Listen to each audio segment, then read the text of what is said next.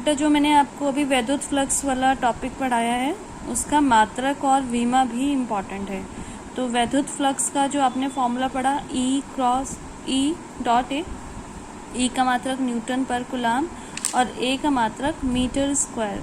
तो जो फाई का मात्रक यानी कि फ्लक्स का मात्रक हुआ न्यूटन मीटर स्क्वायर और पर कुलाम, और इसका जो विमीय सूत्र है E का mL/t-2, कुलाम के लिए AT और A के लिए L स्क्वायर। तो इसकी जो विमा हुई mL3T-3A-1। तो यहाँ से एक और इसका सूत्र मात्रक निकल कर आया किलोग्राम मीटर क्यूब सेकंड की पावर -3 और एम्पियर की पावर -1।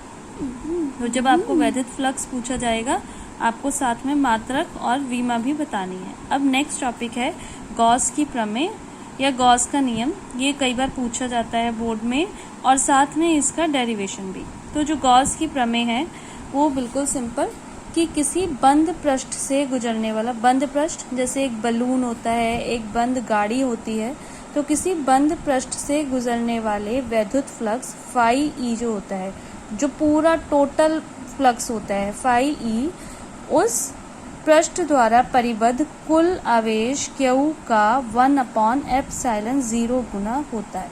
एक बार फिर से कि जो बंद पृष्ठ है उसका जो टोटल फ्लक्स है वो कुल आवेश का 1/ε0 गुना होता है, जहाँ पर ε0 आपको पता है ये होती है निर्वात की वैद्युतशीलता। तो अगर हम मैथमेटिकल फॉर्म में देखें इसको क्या लिखा जाएगा, phi E is equal to Q/ε0।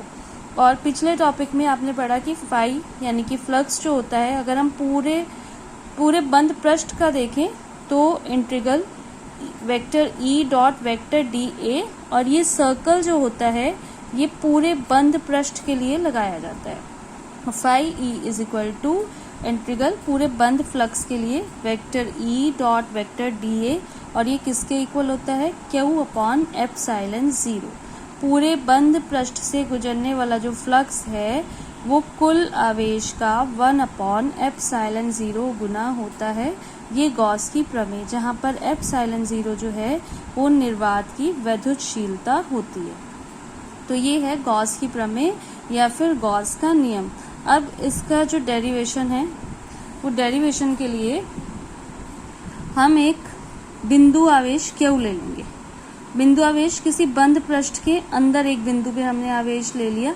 ये जो बंद पृष्ठ है इसका क्षेत्रफल जो है वो है A, और इससे होता हुआ एक क्षेत्रफल जो है वो निर्धारित हुआ वो है dA। क्योंकि ये एक छोटा सा आवेश है तो इसको जब हम एक अक्षीय परिधि घुमाएंगे तो सिर्फ इतना सा जो है ये वाला एरिया जो है क्षेत्रफल का होगा। तो ये क्षेत्रफल जो खंड है या क्षेत्रफल अवयव है वो है dA। तो इसके लिए जो फ्लक्स होगा d फाई E वो होगा vector A dot vector dA। तो डॉट जो प्रोडक्ट होता है, जो स्केलर प्रोडक्ट होता है वो आप 11th क्लास में कर चुके हैं, वो किसके इक्वल होता है, E dA cos थीटा। अब E का जो मान होता है वो पिछले चैप्टर में हमने पढ़ा, E is equal to 1/4πε0 Q/r²। अब अगर यहाँ हमें क्या निकालना है, d phi E। d phi E इसलिए क्योंकि जो फ्लक्स होता है वो vector E dot vector dA होता है। हम एक छोटे से कोण के लिए निकाल रहे हैं, छोटे से अवयव के लिए निकाल रहे हैं, इसलिए d फाई E। तो d phi E is equal to E dA cos theta है। E का मान ये जो अभी हमने देखा 1/4πε0 Q/r², और साथ में dA cos थीटा। तो d phi E is equal to Q/4πε0 dA cos theta upon r²। अब ये जो हमारे पास dA cos थीटा है, dA cos थीटा जो होता है वो घन कोण होता है एक छोटे क्षेत्रफल के लिए। छोटे क्षेत्रफल के लिए जो घन कोण होगा d ओमेगा वो होगा dA cos theta upon r²। तो यहाँ पर जो हमारे पास फॉर्मूला आया था उसमें हम dA cos थीटा की जगह d ओमेगा रख देंगे। अब कुल फ्लक्स निकालना है। Phi E is equal to होता है integral vector E dot vector A D A, और पूरा क्योंकि हमें फ्लक्स निकालना है इसलिए फुल इंटीग्रल। तो अब हम डी फाई ई का मान रखते हैं, क्यू अपॉन 4πε0 बाहर आ गया, अंदर सिर्फ रह जाएगा डी ओमेगा, जहाँ पर डी ओमेगा क्या है, एक छोटे से क्षेत्रफल के लिए घन कोण। इसका जब हम इंटीग्रल करेंगे, मैंने आपको घन कोण वाले टॉपिक में बताया था कि जो टोटल घन कोण होता है उसका मान होता है 4π।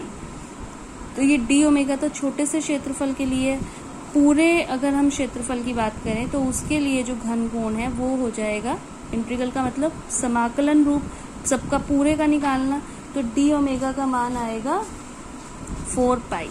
4π से 4π कैंसिल आउट, तो सिर्फ क्या बचेगा, Q upon epsilon 0, phi E is equal to Q upon epsilon 0।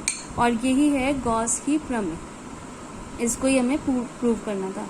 अगर किसी पृष्ठ के भीतर बहुत सारे आवेश हों, plus Q1 plus Q2 plus Q3 minus Q4 minus Q5, तो जो इनका वैद्युत फ्लक्स होगा वो इन सभी आवेशों का बीजगणितीय योग हो जाएगा। बीजगणितीय योग का मतलब कि जो जिस साइन के आवेश है उसी साइन के साथ यहाँ पर रखा जाएगा।